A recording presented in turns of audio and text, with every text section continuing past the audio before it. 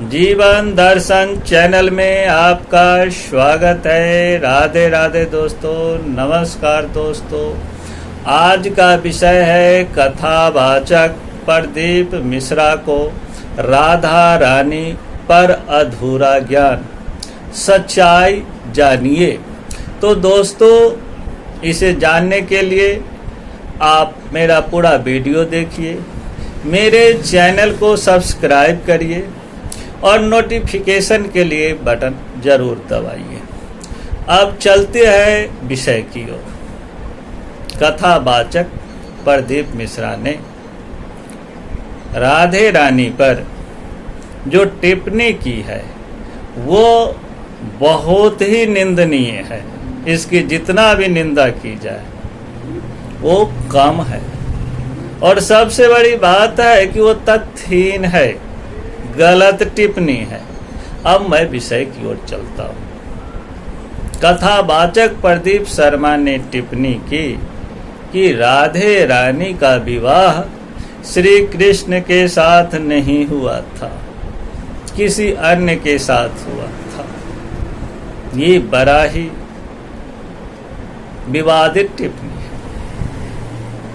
कथावाचक प्रदीप शर्मा को अगर किसी देवी देवता ईश्वर के बारे में टिप्पणी करनी हो तो उनको शास्त्रों का अध्ययन करना चाहिए और शास्त्र सम्मत बात करनी चाहिए, ना कि किसी सिर फिरे कोई लेखक द्वारा कुछ लिख दिया गया हो, सोशल मीडिया पर कुछ देख लिया हो और ऐसे गलत टिप्पणी करते हैं पंडित प्रदीप मिश्रा जी।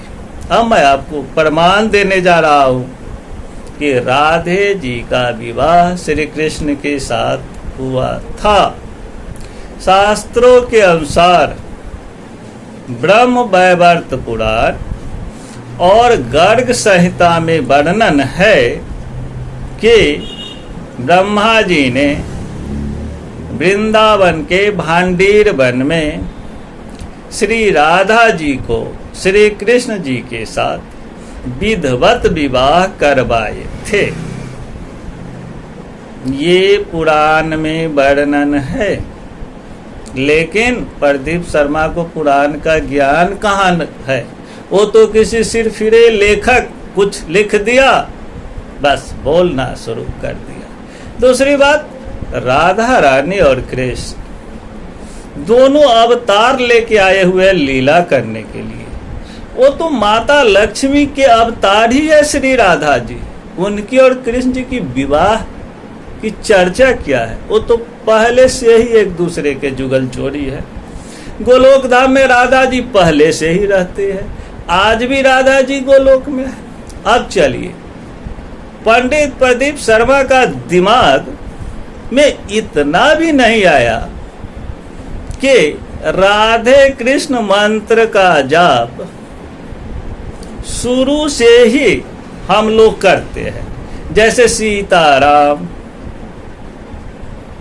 पार्वती शिव, वैसे ही राधे कृष्ण, लक्ष्मी नारायण।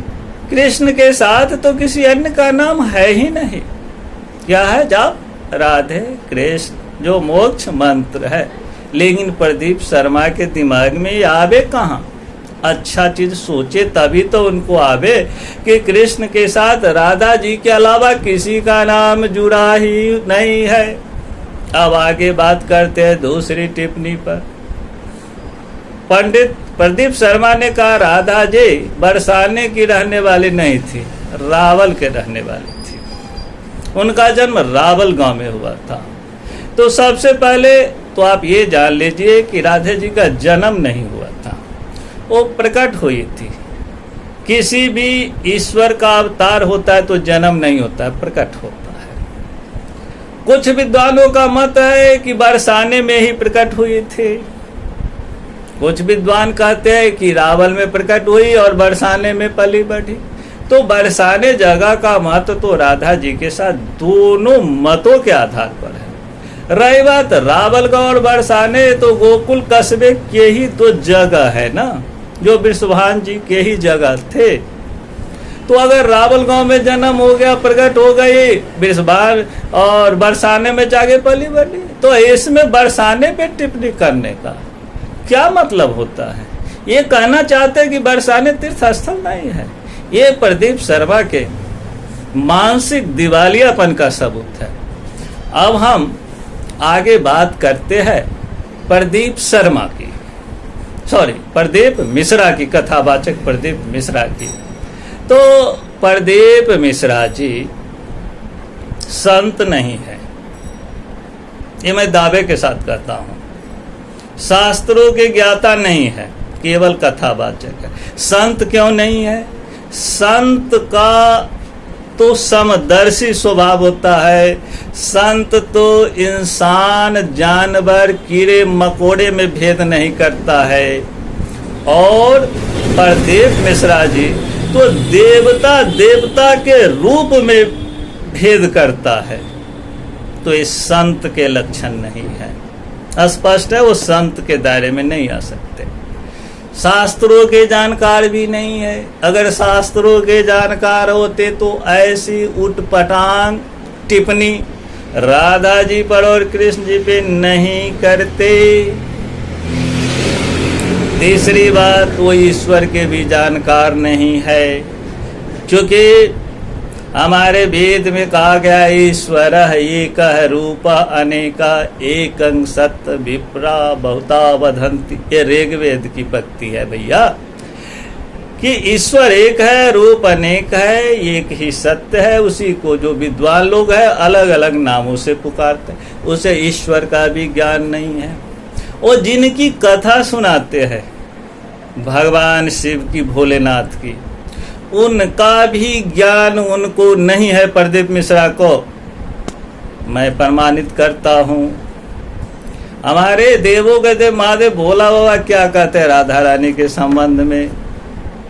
गोपाल सहस्त्र नाम के आपको 19वें श्लोक में महादेव जी पार्वती को बताते हैं कि एक ही शक्ति के दो रूप है, राधे और कृष्ण, दोनों अलग नहीं है। ये हमारे भगवान शिव कहते हैं, जिनकी वो कथा कहते हैं। अब भगवान शिव दूसरे जगह ब्रह्म वैवर्त पुराण के प्रकृति खंड में कहते हैं पार्वती जी से कि राधा जी कृष्ण जी की पूजा करती है और कृष्ण जी राधा जी की पूजा करती है, दोनों एक ही है। और राधे नाम का जाप करने से मोक्ष की प्राप्ति होती है, यह हमारे भगवान शिव कहते हैं। तो इसका मतलब है अगर प्रदीप मिश्रा जी को भगवान शिव का ज्ञान होता तो ऐसी अभद्र टिप्पणी नहीं करते। जब हमारे कृष्ण प्रकट हुए तो बाल रूप को देखने के लिए भोले बाबा गए थे। यहाँ तक कि रास लीला में भी भोले बाबा और पार्वती मैया आई।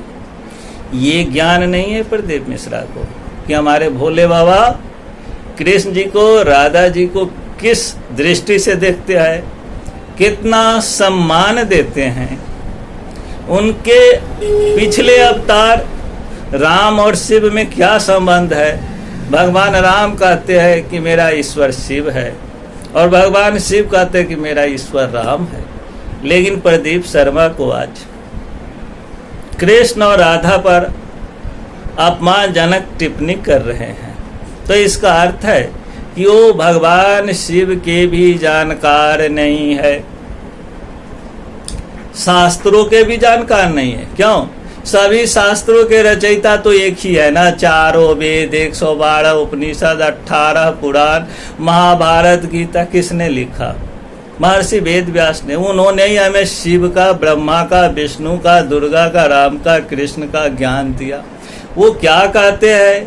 वो कहते हैं गीता सुगीता कर्तव्या की मने शास्त्र विस्तर या स्वयं पद नाभस्या मुख पद दुनिश्रिता। यानी गीता स्वयं भगवान की वाणी है, तो यानी शास्त्रों के चक्कर में क्यों पड़े? लेकिन प्रदीप मिश्रा को समझ में नहीं आया कि जो शिव पुराण पढ़ के कथा करते हैं वो भी महर्षि व्यास की रचना है। और वही महर्षि व्यास ये भी कहते हैं कि गीता में जो कुछ है वो मान लो, अन्य की विस्तार करो। किसी में भेद नहीं है, भगवान के जो भी रूप है, ब्रह्मा विष्णु शिव दुर्गा राम कृष्ण, ये प्रदीप मिश्रा को समझना चाहिए। गीता में भगवान कृष्ण क्या कहते हैं? पितामस्य जगतो माता धाता पितामह वेदं पवित्रम ओंकार ऋक्षा में जुरीक्षा। इस जगत के धारण करने वाले माता पिता पितामह मैं हूँ, वेद का पवित्र ओंकार मैं हूँ, ऋक्षा में जुर वेद मैं हूँ। लेकिन प्रदीप शर्मा गीता पढ़े, शास्त्रों का ज्ञान हो, तभी तो कृष्ण पे टिप्पणी अभद्र न करे कि 16,000 पत्नी में राधा जी का नाम नहीं है। प्रदीप मिश्रा जी धर्म के भी जानकार नहीं है। सनातन धर्म की अवधारणा है एक ईश्वर, रूप अनेक, सब समान, यानी एक ही ईश्वर है जो विभिन्न रूपों में समय समय पर किसी को वरदान देने के लिए, किसी को विनाश करने के लिए, किसी को शिक्षा देने के लिए जैसी आवश्यकता हो आते हैं। सब समान है, सब कुछ समान दृष्टि से देखा, तो ये भी उन्हें ज्ञान नहीं है। अब पंडित प्रदीप शर्मा ने अपराध किया है। क्या अपराध किया है? तो रामचरितमानस में तुलसी बाबा कहते, कोबर छोट कहत अपराधो, सुन गुण भेद समझ यही साधो। कौन ईश्वर का रूप बड़ा है छोटा है यह कहना अपराध है। यानी उन्होंने देव अपराध किया है। देव अपराध की सजा तो हमारे कन्हैया और मेरे राधा रानी देंगे। दूसरा, उन्होंने धर्म का अपराध किया है, सनातन धर्म का अपराध किया है, राधा रानी पे बरसाने पे अभद्र टिप्पणी की है। इसकी सजा हम सनातन धर्म वाले देंगे। हम क्या दंड देंगे? हम दंड देंगे कि उनके कथा का बहिष्कार करें। और आगे से प्रदीप मिश्रा जी और जो भी ऐसे कथावाचक है जो संत नहीं है, शास्त्रों के जानकार नहीं है, केवल एक कला से कथा करते हैं, उनको मैं सलाह देना चाहता हूँ कि इस तरह के अभद्र टिप्पणी न करें। राधे राधे दोस्तों, नमस्कार दोस्तों, फिर मिलते हैं अगले वीडियो के साथ।